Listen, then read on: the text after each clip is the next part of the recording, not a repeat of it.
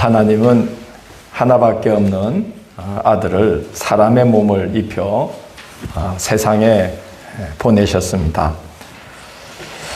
하나님의 아들 예수께서 이 땅에 오심은 우리가 하나님께 사랑받는 큰 증거입니다.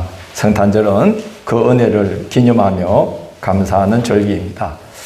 세상 하나님께 속한 것을 외면하고 그의 거룩함과 신비로움을 제거하려는 방향으로 흐르고 있기 때문에 성탄절은 이제 연말의 한 풍경처럼 변해버렸습니다. 크리스마스는 말 그대로 그리스도의 날입니다. 예수 그리스도가 이 절기의 주인공입니다. 그런데 미국에서는 언제부턴가 크리스마스라는 표현이 특정 종교를 부각시킴으로 인해서 다른 종교인들이 차별당하는 분위기를 조장할 수 있다 하면서 종교색을 뺀 홀리데이라는 그 말을 써서 해피 홀리데이라고 불러야 한다라고 하는 분위기가 이제 날로 확산되고 있습니다. 그래서 오바마 대통령이 참 여러 면에서 훌륭한 분임에도 불구하고 그런 기류에 이제 속한 분인 것 같아요. 백악관에 크리스마스 대신에 해피 홀리데이라는 성탄 현수막이 걸렸고 그런 영향이 확산되면서 메리 크리스마스라는 인사를 하면 시대에 뒤떨어진 사고방식을 가진 사람으로 어떤 차별의식을 가진 사람으로 인식이 되고 해피 홀리데이라고 인사를 하면 관대하고 의식이 깨어있는 사람으로 이렇게 인식되는 분위기가 조장되었다고 합니다. 그래서 어떤 분이 미국에서 비행기를 탔는데 이렇게 탑승할 때 승무원들이 인사를 하잖아요. 그랬더니 그 승무원들이 하나같이 다 모든 분들에게 해피 홀리데이 하더라는 거예요.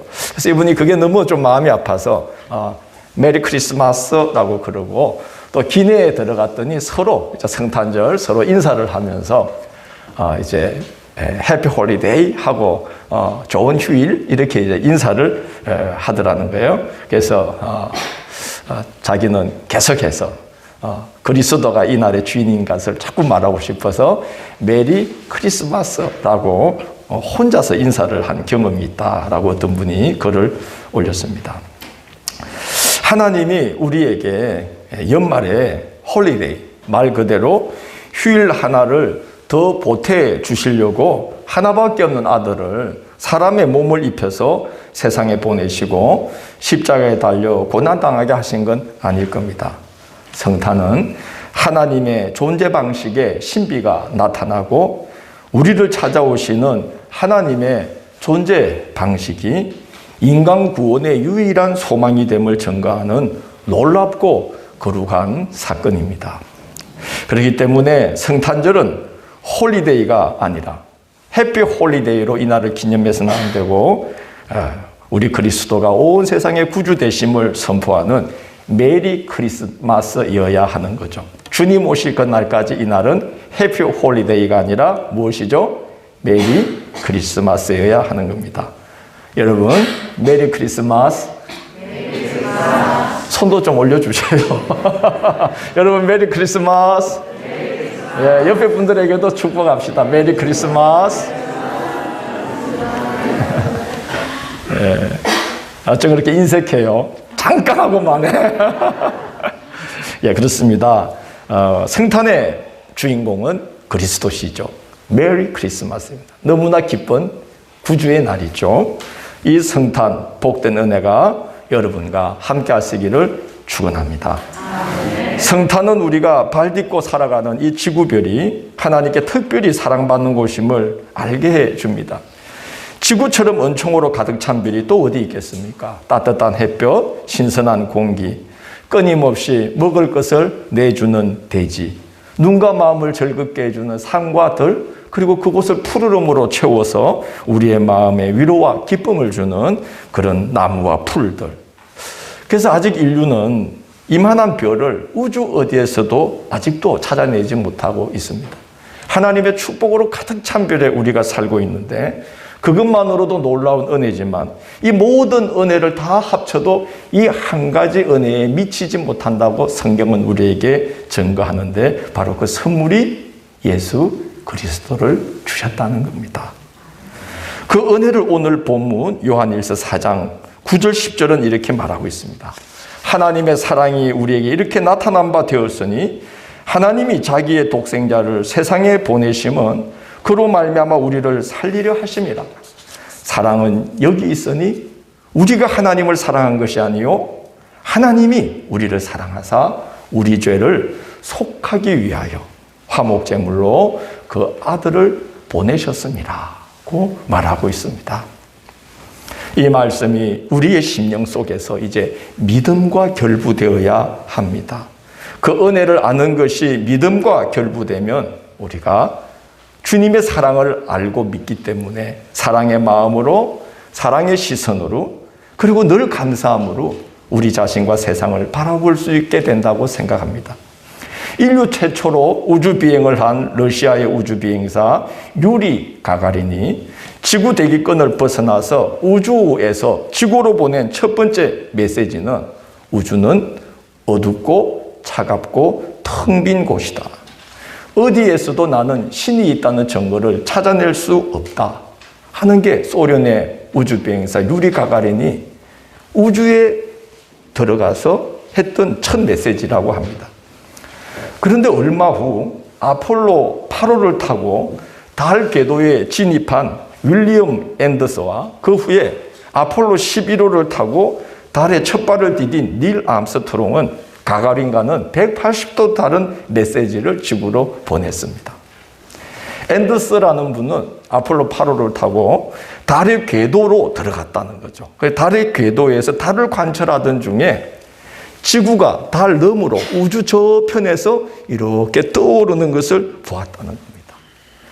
닐 암스트롱은 착륙선을 타고 달에 도착을 해서 발을 딛게 됐는데 달의 지평선 너머로 푸른 지구별이 마치 해돋이처럼 떠오르는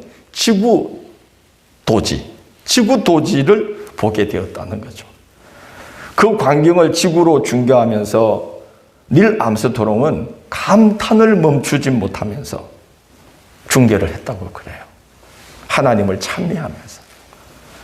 그가 달에서 보니까 지구는 저 먼 우주 너머에서 하나님의 사랑과 창조 신비를 가득히 담고 별과 별 사이를 떠다니고 있는, 별과 별 사이를 유영하는 너무나 아름다운 생명의 별이었다. 닐 암스트롱은 그렇게 전 세계인들에게 중계를 했다고 합니다. 이상하지 않습니까? 같은 지구, 같은 우주를 보는데도 보는 것이 완전히 180도 다른 거죠. 성경은 이렇게 말합니다. 믿음은 바라는 것들의 실상이요 보이지 않는 것들의 증거니. 이 히브리의 정언처럼 믿음은 우리가 바라는 것들을 보증해주고 볼 수 없는 것들을 확증해주는 것이 믿음인 것이죠. 암스트롱은 하나님에 대한 믿음이 있었기 때문에 우주에서 눈으로 볼 수 없는 하나님의 생명과 은혜를 암스트롱은 우주에 그 사랑과 은혜가 가득 찬 걸 그는 볼 수가 있었던 거 아니겠어요? 믿음은 바라는 것들의 증거요 보이지 않는, 아니죠. 다시 하겠습니다. 믿음은 바라는 것들의 실상이요 보이지 않는 것들의 증거니. 이 말은요, 믿음은 우리가 바라는 것들을 볼 수 있게 해주고 볼 수 없는 것을 확정해 줍니다. 확실히 믿게 해줍니다. 이런 뜻이죠. 그래서 믿음의 눈을 가진 자는 세상에서 하나님의 생명을 보고 느끼며 행복하게 살아갈 수가 있습니다. 예수 그리스도를 하나님이 우리에게 선물로 주셨다는 것을 아는 것에 그치지 않고 이것이 우리의 믿음과 결부가 될 때에 우리는 이 세상 모든 것에서 하나님의 생명을 보고 느끼며 행복하게 살 수가 있는 것입니다. 시인 중에 라이너 마리아 릴케라는 시인이 있는데 이 시인이 이웃이신 하나님 당신이라는 시를 썼어요. 여러분 혹시 오늘 집에 가시면 적어놓다가 한번 읽어보시면 시가 너무 좋아요. 이웃이신 하나님, 그리고 이렇게 콤마를 찍고 당신이라는 시인데 한 부분만 읽어드릴게요. 어둠을 더듬어 당신께 나아가려는 사람이 아무도 없습니다. 저는 항상 깨어 귀를 기울이고 있습니다. 제게 작은 표시만 해 주십시오. 저는 당신 아주 가까이에 있습니다. 당신과 저 사이에는 아주 얇은 벽이 있을 뿐입니다. 아주 우연한 기회에 당신의 입술에서 아주 작은 움직임으로 저를 부르시면 저는 그 벽을 부수고 달려갈 것입니다. 소리를 내실 필요조차 없습니다. 그 벽은 당신의 모상으로 지어져 있으니까요. 하나님과 자기 사이에는 그저 아주 얇은 벽이 있을 뿐인데 그 벽조차도 하나님의 형상으로 다 되어 있는 것이라 그저 굳이 천둥병력으로 나를 부르실 것 없이 조그마한 미세한 소리로만 입을 여셔도 나는 당신께 달려갈 수 있다는 겁니다. 그 삶의 모든 자리에서 나는 당신 곁에 있어요. 그래서 시 제목이 이웃이신 하나님 당신이에요. 릴케는 일상의 작은 것들에 깃들어 계신 하나님의 신비를 느끼며 살았던 것 같습니다. 이 릴케라는 시인이 독일 사람인데 독일 철학자 헤겔에게 공부를 했습니다. 헤겔이 수업 중에 무신론적 주장을 펼쳤던 것 같아요. 그래서 릴케가 선생님, 고개를 들어 하늘의 별을 바라보십시오. 보석을 뿌려놓은 듯 저 아름다운 별에서 하나님의 숨결이 느껴지지 않습니까? 그렇게 말을 하자 헤겔이 말하기를 글쎄 내 눈에는 저 별들이 하늘에 뚫린 구멍이나 곰보 자국 정도로밖에 보이지 않는다네. 그랬답니다. 여러분 누가 더 행복한 사람이에요? 고무장갑 드릴게요.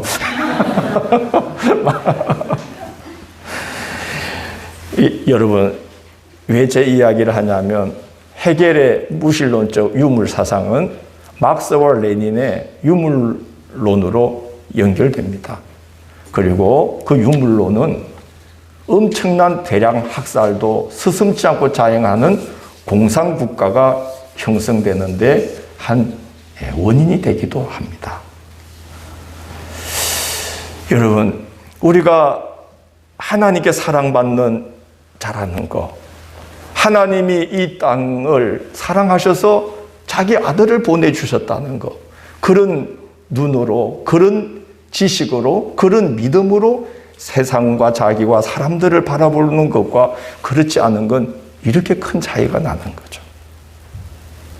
하나님께 다 사랑받는 존재라는 것을 알고 있다면 어떻게 대량 학살과 생체 실험을 서슴지 않는 그런 과정을 거치고 그런 공산국가가 세워질 수가 있겠어요? 세상을 신앙의 눈으로 보는 거, 우리가 하나님께 사랑받는 존재라는 것을 알고 살아가는 거, 나만이 아니라 누군가 그 작은 존재 하나도 하나님의 사랑이 깃들어 있다는 거, 이 지구는 하나님의 큰 사랑 안에 있고 그걸 증거하는 것이 바로 아들 되시는 예수 그리스도를 보내주셨다는 것을 알고 믿음으로 살아가는 것이 행복할 뿐만 아니라 이 세상을 살리고 구원하고 복되게 하는 그런 삶이라고 믿습니다. 우리 성탄의 세상 만민이 성탄의 은혜를 알고 믿음이 이르기를 기도하는 성탄 절기가 되기를 원합니다. 성경에 기록되어 있지 않습니까? 물이 바다를 덮음같이 여호와를 아는 지식이 온 세상에 가득하게 될 때에 암소와 곰이 함께 거하며 사자들이 어린 양과 뛰놀고 어린이도 장난치는 그죠? 그런 나라가 속히 온다고 약속되어 있거든요. 성탄의 은혜를 아는 것에 그치지 않고 믿음과 결부되면은 우리 안에서 하나님의 사랑이 자라게 됩니다. 그래서 그 사랑이 우리를 구원해 주는 겁니다. 사랑의 마음이 열리고 사랑을 나누는 성탄절기가 되기를 원합니다. 하나님의 아들이 우리를 위해 몸을 입고 이 땅에 오심이 참으로 놀라운 일인데 그 중에서도 이 땅에서 가장 흑암이 깊은 곳으로 오셨다는 거예요. 성경은 그 사실을 이렇게 증거합니다. 서불론 땅과 납달리 땅과 요단강 저편 해변길과 이방의 갈릴리여, 흑암에 앉은 백성이 큰 빛을 보았고 사망의 땅과 그늘에 앉은 자들에게 빛이 비치었도다 라고 전하고 있습니다. 예수님이 잘하시고 목소 일을 하시고 식구들을 돌보시고 첫 사역을 시작하신 이 갈릴리 지방이 얼마나 고난이 깊고 희망이 없는 곳이었으면 그곳을 가리켜서 흑암에 앉은 백성, 사망의 땅과 그늘에 앉은 자들이라고 했겠어요. 우리 예수님은 그 갈릴리 동네에서도 제일 어둠이 깊은 땅, 어디죠? 나사렛으로 오셨어요. 오죽하면 이스라엘에 속담이 있기를 나사렛에서 무슨 선한 게 나겠느냐. 제일 어두운 지역이 갈릴리인데 그 중에 제일 형편없는 절망적인 동네가 나사렛이었다는 거죠. 그러나 하나님은 당신의 아들을 그곳으로 보내시어 나사렛을 온 세상에 하나님의 사랑과 능력을 증거하는 상징이 되게 하셨어요. 가장 절망적인 곳에 그의 아들 예수 그리스도가 오실 때에 그 흑암이 깊은 나사렛은 온 세상에 하나님의 능력과 사랑을 증거하는 상징적인 땅이 되었어요. 그래서 초대교회 사도들과 성도들은 어둠이 깊은 곳에 가서 그들을 치유할 때에 예수 그리스도의 이름으로 그 일을 감당했는데 그 이름 앞에 꼭 그 지명을 붙였죠. 누구의 이름으로?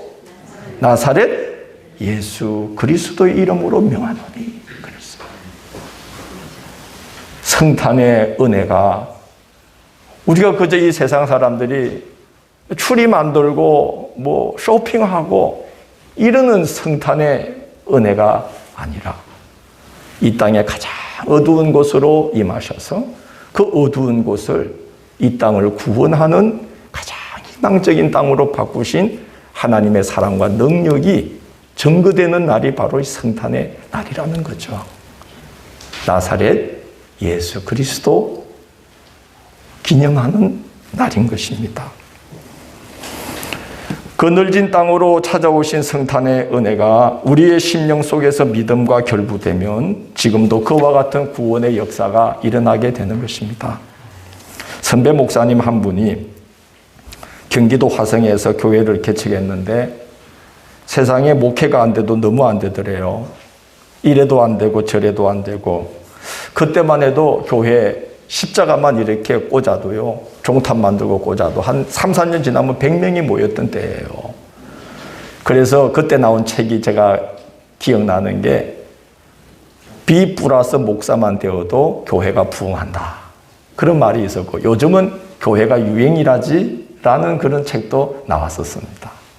그런 때인데 이 목사님은 애를 써도 목회가 안 되더라는 거예요. 한 사람이 들어오면 한 사람이 나가고 좀 된다 싶으면 교회가 짜갈라지고 너무 힘들더래요. 그래도 이 목사님이 목사가 전도라도 해야지 싶어서 전도지 들고 혼자 나가서 전도지를 돌리는데 세상에 그 주위에 있는 큰 대형 교회에서 수십 명씩 몇 조로 나와가지고 거리를 다 그냥 뒤덮고는 전도지를 돌리고 아주 좋은 전도용품을 돌리더래요. 목사님 맥이 탁 빠지더래요. 그래도 전도를 했는데 하루는 어떤 분이 전도지를 받으면서 목사님을 물끄러미 바라보더라는 겁니다. 그러더니 전도지를 받고 하시는 말씀이 목사님이세요? 예 했더니 근데 제가 보니까 구원은 목사님이 받으셔야 될 것 같아요. 그러더니 너무 지쳐 있으니까 너무 힘든 영역이 기색이 역력하게 아마 얼굴에 보였던 것 같아요. 그래서 그래도 목사니까 전도해야지 딴 거 할 게 없으니까 뭐 교회도 안 되고 그래서 이제 전도지 들고 정말 눌린 마음으로 이렇게 전도지를 돌렸나 봐요. 그러니까 이분이 이렇게 보더니 구원받으라고 예수 믿고 구원받으라고 전도지 탁 돌리니까 이분이 턱 봤더니 근데 구원은 목사님한테 필요할 것 같아요. 그러더니 너무 마음이 아프고 충격을 받아가지고 목사님이 버스를 타고 이제 전도하지 말아야 되겠다.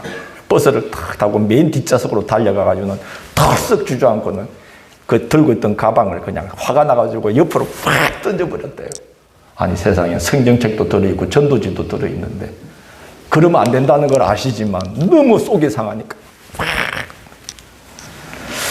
그리고 이제 교회 가서 기도나 하자. 그리고 이제 부활절 앞두고 사순절이 시작될 때 이제 새벽 예배를 인도하고 나서 저처럼 이제 여기 앉아서 제단을 보면서 기도도 안 나오더래요. 그 기도라는 게 희한해요. 정말 기도가 필요한데 기도가 더 안 나와요. 속이 탁 답답하고 목회에 실패했다는 자책감, 무능한 목회자라는 자괴감, 고생하는 사모와 가족을 볼 때 너무 미안한 마음, 이런 게 막 어울려져서 그냥 참담한 심정으로 우두커니 그렇게 주님 앞에 맨날 며칠 머물러 앉아 있었답니다. 그렇게 하루 이틀 지나면서 이제 40여일이 지나고 부활절이 다가오는 어느 날 새벽에 또 그렇게 앉아 있는데 정말 그 선홍빛 붉은 피 한 방울이 머리 위에 딱 떨어지더래요. 근데 그분 목사님 말씀이 젊어서부터 탈모가 오셨기 때문에 머리털에 떨어질 게 없어 살갗에 그대로 탁 떨어지더라는 거예요. 너무 생생하게. 그 날부터 기도에 몰입하면서 회개의 기도가 나오기 시작하는데요. 목사님 말씀이 자기는 사람 눈에서 그렇게 많은 물이 계속 나오는 줄을 몰랐대. 그렇게 많은 눈물을 흘리면서 몇 날 며칠을 이제 우시면서 회개의 기도를 하게 되었대요. 예, 성탄의 은혜가 임한 것 같아요. 이렇게 주님의 보혈의 피가 그를 찾아오셔서 목사님 머리에 떨어진 게 아니라 제가 볼 때는 상한 심령에 다 그 보혈의 피가 떨어졌던 것 같습니다. 목사님 표현이 나는 이제 그때 모세가 왜 발에서 신을 벗었는지 이해가 되었대요. 자기 같은 죄인에게 모든 게 너무 과분하더래요. 그 작은 교회 너무 과분하고 감사하고 얼마나 모든 게 감사한지 새벽 기도를 끝내고 교회 마당을 나오는데 이렇게 보니까 까치가 나무에서 울고 있는데 까치도 거룩하게 보이더래요. 그 땅을 보는데 교회 마당이 얼마나 거룩하게 느껴지는지 땅을 밟을 수가 없더라는 거죠. 그래서 모세가 그래서 신을 벗었나 보다. 여러분, 까치도 아무 뜻 없이 짖고 있는 까치도 사랑스럽고 예뻐 보이니 애매기는 교인도 얼마나 예뻐 보였겠어요. 목회가 되는 거죠, 저절로.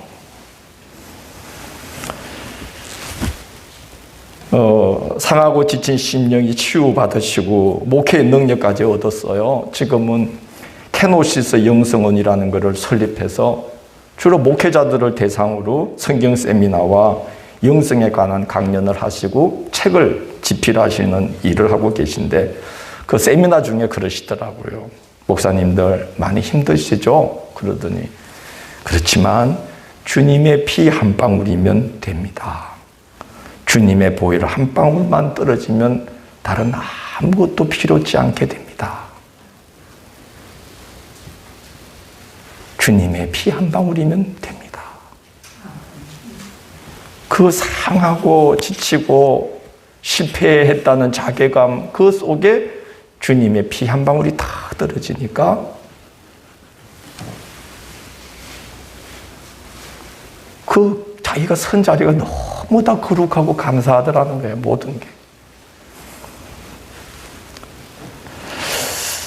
여러분, 주님이 몸을 입고 이 땅에 오신 것이 그냥 사실로 아는 게 아니라 이렇게 우리의 믿음과 결부되어서 주님이 우리의 심령 깊은 곳까지 찾아와 주시는 그런 진정한 성탄의 은혜를 우리가 경험하게 되면 좋겠습니다. 예, 그래서 오늘 히브리서 기자는 4장 2절에서 너희가 들은 바 말씀이 뭐와 결부되어야 하느니라? 믿음과 결부되어야 하느니라. 그렇게 말씀하고 있다는 생각이 듭니다. 몸을 입고 이 땅에 오시되 흑암과 그늘진 땅에 앉은 자들에게 찾아오신 주님께서 이 땅 그늘진 곳마다 찾아주시고 특히 상처받고 무너진 심령들을 찾아가 주셔서 보혈의 피로 적셔 치유해 주시기를 우리가 함께 중보하며 기도하고 또 우리의 상하고 지친 심령에도 찾아오셔서 그 보혈의 피로 적셔 주시기를 기도하며 지내는 이 성탄의 절기가 되기를 원합니다. 네, 그러면 우리도 정말 주님이 우리를 찾아오심처럼 우리도 누군가를 찾아가서 주님의 사랑으로 채워주고 위로해주는 그런 화목의 제물이 되는 그런 그리스도를 따라가는 삶이 우리에게도 열리게 되리라고 믿습니다. 네, 이 땅에 오신 주님 다시 한번 우리 심령까지 그 깊은 곳까지 찾아와 주시기를 기도하고 지내는 복된 성탄 되시기를 주의 이름으로 축원합니다. 여러분 메리 크리스마스.